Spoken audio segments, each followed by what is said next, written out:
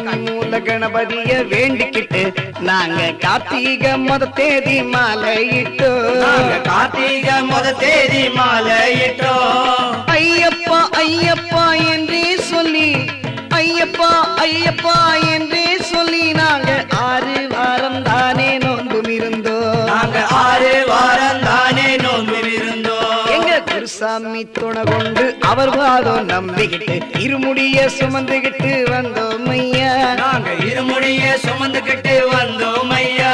எங்க குருசாமி துணை கொண்டு அவர் வாதம் நம்பிக்கிட்டு இருமுடிய சுமந்துகிட்டு வந்தோம் ஐயா. இருமுடிய சுமந்துகிட்டு வந்தோம் ஐயா.